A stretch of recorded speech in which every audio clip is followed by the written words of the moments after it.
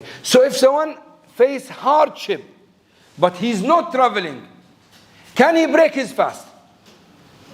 It depends on the type of hardship. If he reaches the level of necessity, darura, then he is. Otherwise he can't. So we need to understand the illah, the reason, not the wisdom. The illah will give you the same mean, the same rule for any new thing that comes in our time. Yes, go ahead. So if you are traveling and you are not enduring any hardship, yeah, should you be breaking them? Perfect. Yes, you can. Why? Because the reason is there. This is a good question, because sometimes the reason is there, but the wisdom is not there, as he exactly mentioned. Maybe you're traveling and relaxing, you don't feel any hardship. The reason is there, but the wisdom is not there. But the shara made the rule according to the reason, not to the wisdom. So if the reason is there, you follow the command, no problem. You can break your fast. So this is how you understand the Sharia, and this will help you. It does make sense for you to understand why. Because measuring the hardship, the wisdom is difficult. What makes it difficult for you might not make it difficult for me. So, but finding the reason is easy. Traveling is there. Khalas, then it's up to you. You break your fast, you leave it, it's up to you. But the reason is there. Wisdom, we don't care. It's there, if not, it doesn't matter. طيب. These are the secondary resources. The first one, the 4-1, Quran, Sunnah, Ijma', Qiyas. These are the main. These are the secondary. These are not agreed upon, okay? So for example, istihsan. What does istihsan mean? It means that when there is something, it looks like it's against the general rules, but the Shara allowed it for specific reasons. For that specific reasons, it's allowed there. Although it looks, generally speaking, it's against the general idea of the Shara. The example will make it easy for you. Now, to give someone something, what do you need to have first of all? You need to own it. Is this correct? I can't give your laptop as a gift. It's not mine. Is this correct? Do you understand this? I can't give brother Munib laptop as a gift. It's not mine. Okay. Now, when you die, do you still own anything or it's gone? When you die, gone. It's inheritance. Inheritance, isn't it? Your children, your wife, people will take your money. Okay? What about the wasiyah?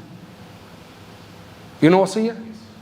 So when you say, if I die, my laptop is going to go to Brother Ibrahim. After my death, I don't own it. It's out of my ownership. Is this correct? And the Shara allowed the wasiyah. So it's like exception.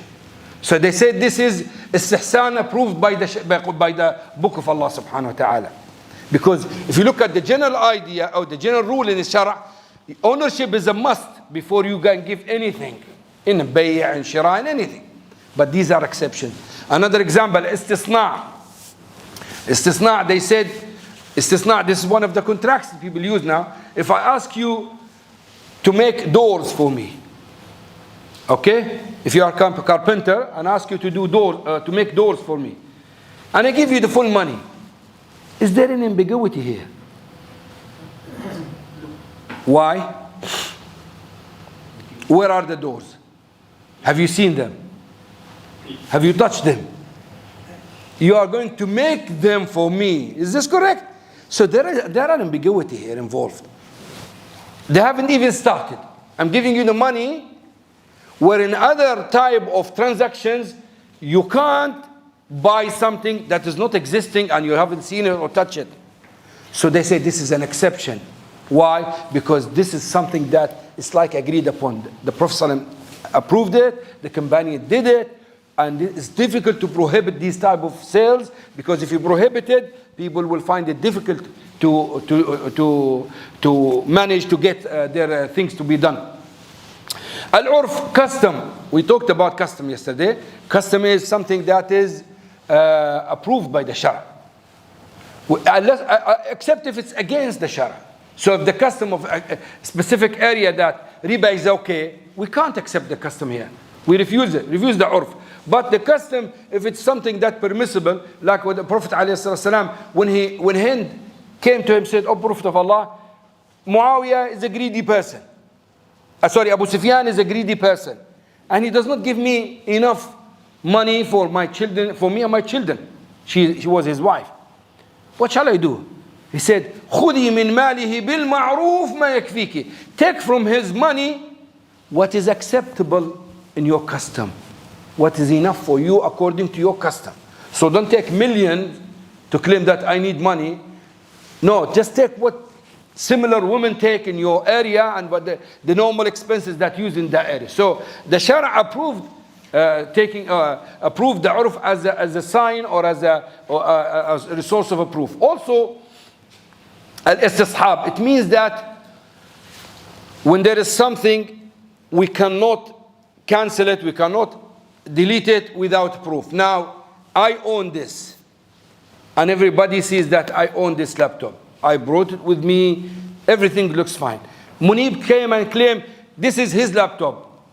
Now we say no, it's for Aimen, and you need a proof. Why? Because the istishab, we add the bara'a, the original, that this laptop is for Aimen. We can't change this idea, this meaning until you prove it.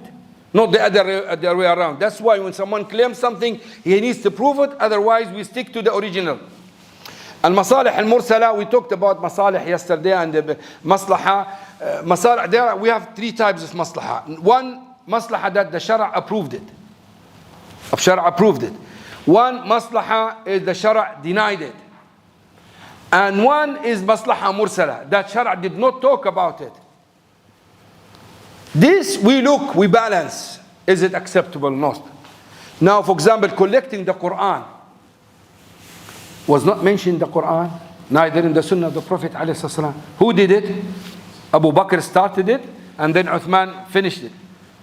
So this is maslaha mursala, because what happened? Many of the reciters were dying, and Abu Bakr was scared the Quran will be lost. So there is a maslaha, so they collected the book of Allah. That's why Umar at the beginning was hesitant. He didn't like it. How can I do something that the Prophet did not do? Because they know that, you know them, they don't do anything without referring to the Quran, the Sunnah. But Abu Bakr started talking to them and explained to them that we need to do this. Otherwise, we might reach a point we will miss some of the ayat or surat. So we need to collect it in one book. Sadd al-Dharaya, blocking the means. We talked about blocking the means yesterday. We said some means it's agreed upon. We don't block it like. We don't block it. Like, if someone answers, well, I will feel very happy. At least someone understood the lecture. Yesterday we mentioned three types of blocking the means, said the Dharaya. One, it's agreed upon the scholars that it shouldn't be blocked because it's rarely connected. Like selling grapes. Selling grapes. Usually people eat grapes. There are some factories use grapes or alcohol, but there is no connection. Yes, you can't sell it to that specific factory who's doing the alcohol, but selling grapes in the market is permissible. The second one, we said it's agreed upon that we block the means here. Like the surah or the verse where Allah subhanahu wa ta'ala mentioned, وَلَا تَسُبُّوا الَّذِينَ يَدْعُونَ مِن دُونِ اللَّهِ فَيَسُبُّوا اللَّهَ عَدْوًا بِغَيْرِ عِلْمٍ. So don't insult the gods of the disbelievers if they will insult Allah subhanahu wa ta'ala. In this case, we have to block the means. The third one, we said it's not agreed upon. Like Bay'ul Eena. Bay'ul Eena. What's Bay'ul Eena? I mentioned Bay'ul Eena yesterday. Those at the back, they are very clever or they don't know what's going on. There is no other option. Because they look very quiet, happy, enjoying the dars. So they're not with me or they're, mashallah, picking up everything. Shu'aib, you know Bay'ul Eena? He wasn't here yesterday, yeah. Bay'ul Eena, you said yesterday, we mentioned Bay'ul Eena. I said, yeah, that's it, yeah, you come close now. Mubin wants to buy this laptop for 1,000 dinars. I will repeat the exact figure so you will not forget this again. He took it for 1,000 dinars and he will pay me after 6 months. Okay? Then he went out, he came back again. He said, do you want to buy it in cash? I say, no problem. I buy it for 800 dinars and I give it to you cash.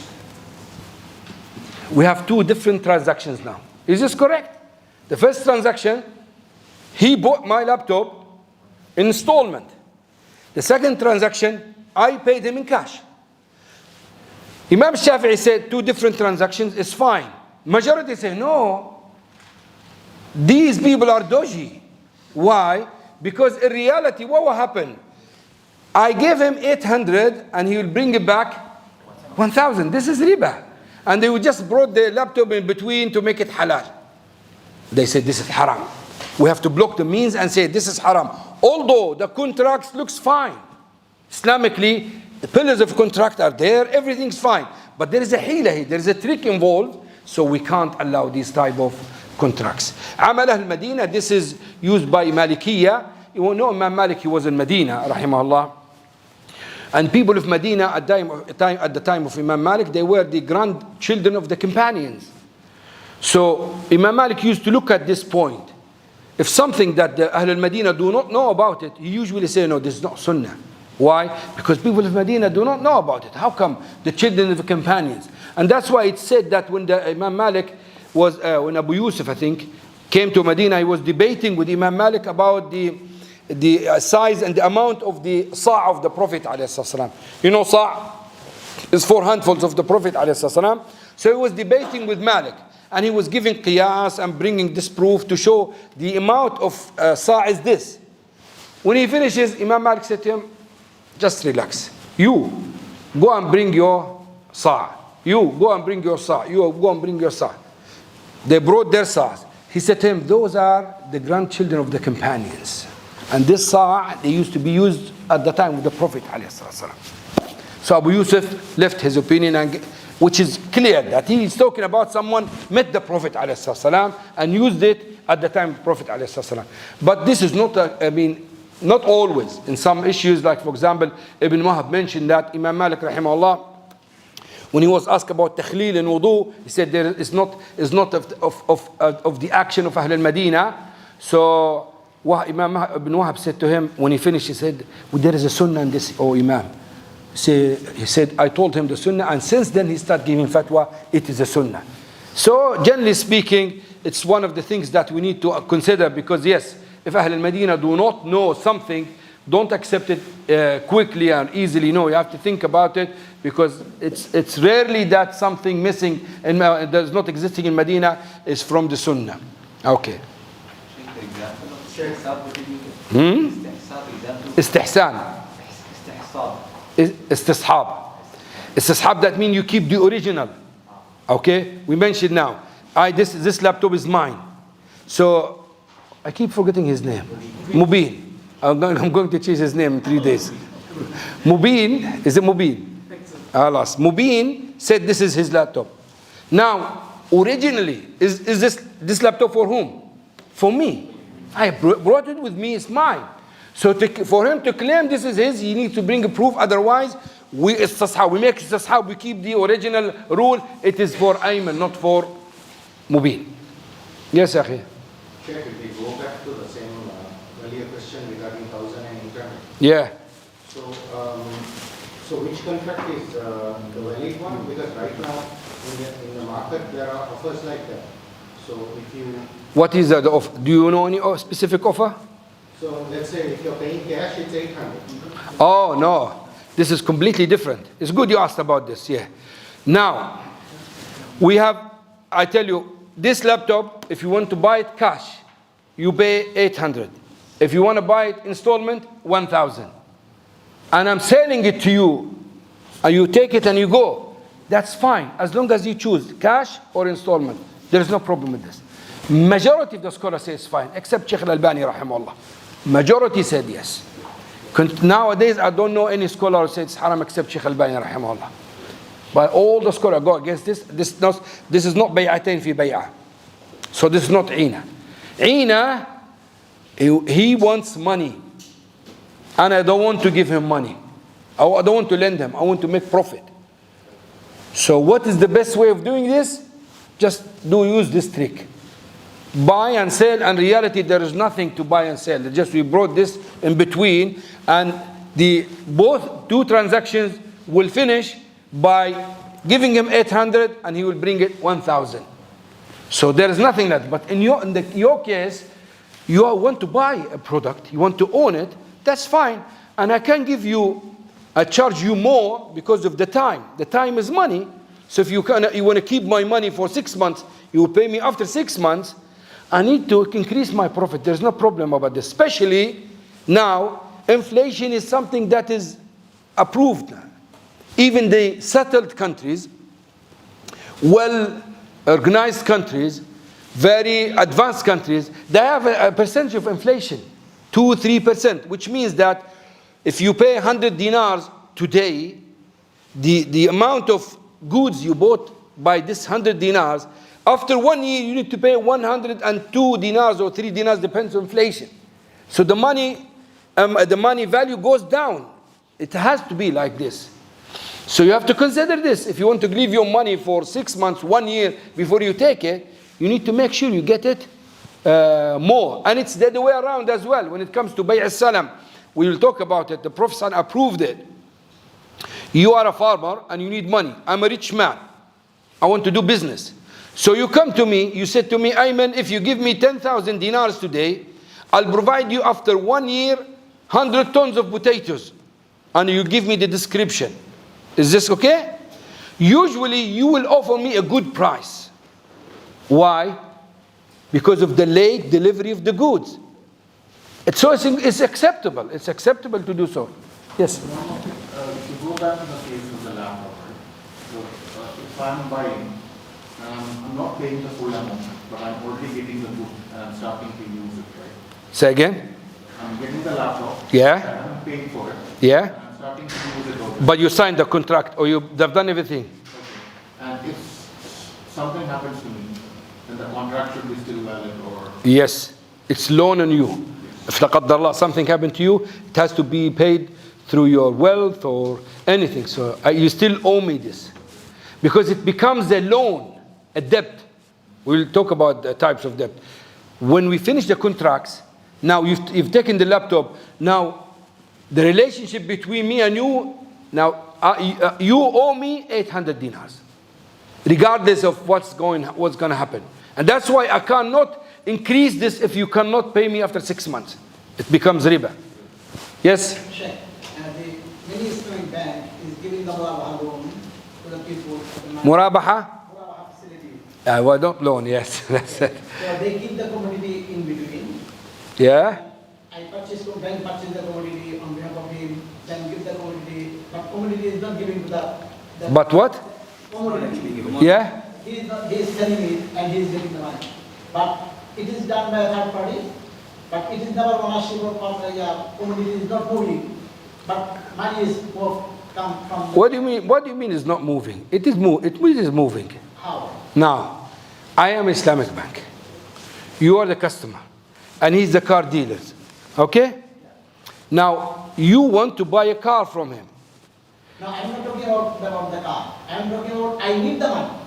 I need money from you. No, and you mentioned murabaha. I'm telling you what's murabaha. What you do as a customer, it's your problem. It's not the bank. Because what the customer does usually, when the murabaha is finished and he took the car, he will resell it. You will resell it. Now, I have nothing to do with you. Forget about, I'm not Islamic Bank. I am a businessman who financially use Islamic finance when I deal with people. You come to me and said, Aimen, I wanted a loan. I said, I can't give you a loan. He said to me, okay, I want this car from this guy. How much, Ibrahim, you said the car? I sell it for 10,000 dinars. You said to me, if you buy it for me, you will buy it for 11,000 dinars installment. I said, that's fine, good deal. We fix. I buy the car first, own it, then I make a contract with you, a fixed contract, and a fixed payment. You pay me after every month, every year, whatever, to pay me 11,000. So what's the benefit for me? 1,000 dinars, my profit. Now then you go and you sell it cheap, expensive, is not my problem. It's your commodity. You do whatever you want to do. You cannot blame me if you use it for halal or haram or you sell it. It's out of my responsibility. So it's fine. But there is a catch there. The bank, they take the signature from us that we will buy from you. Sorry, say again? They take the signature from us. Who are you now? The client, the customer? I'm the customer. Okay. The bank takes the signature that I will buy, Yeah, this we call it wa'ad. You promise to buy it. You don't sign a contract. Yeah. It's not a contract. Say, I will sign a promise to buy. Exactly. So the bank buys building material from a contractor. Yeah. And then they sell it for a lesser price to the contractor. And then they give the money. Say again? No, what's this? It's not murabaha. What is second share? Suppose there is a commodity traders.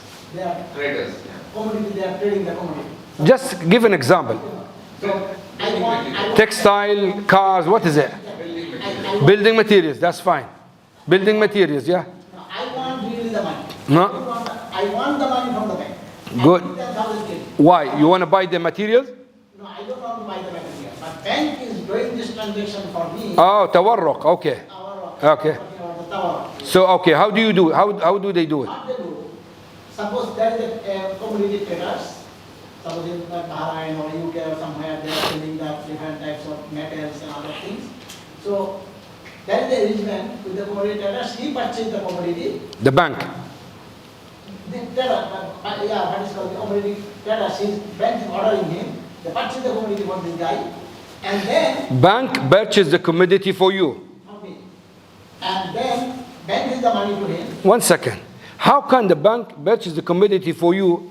Is it your money or the bank's money? The bank's money. So now at the moment the bank purchase the commodity to sell it to you. No, bank, what is the arrangement is done? The bank wants to give me 10,000, I want 10,000 from the bank, then goes to the transaction with the trader, and bank is asking the trader that Jalal wants to buy the commodity, buy for him. So he purchases the commodity and banks give the money. Then I am telling the traders, document is signed, sell it for me. The trader will sell it for you. Then the trader sell it for me. So I am getting the money for him. Okay, then how do you pay the bank? Money is with me, and then I pay the money to the bank. It is a 3 years, 2 years, 1 year's contract with the bank to pay the money. Because agreement is there. Agreement. Yeah, they call it tawarruq. Anyway, tawarruq, it's a long issue and it's not very good contract. But if it happens once, it's fine. But if it's regular, they call it tawarruq munazzam, it's haram. المجمع الفقهي mentioned it's haram. tawarruq munazzam, that regularly they do this and there is nothing, there is no commodity, just put the commodity to sign that, this is haram. But if it happens once, it's fine. How does it happen once? You come to me, you want money as you said. I don't want to give you loan. It's not compulsory upon you to help you. So you buy this for 1,000 and you go sell it for 800 to someone else. And you take the money and you have to pay me back the 1,000. It's up to you. You can do it. They call it tawarruq. Majority say no, but Ibn Taymiyyah rahimahullah many scholars say it's fine inshallah. Maghrib? خلاص, we stop now and come back Maghrib? خلاص, we come back inshallah after Salat al-Maghrib.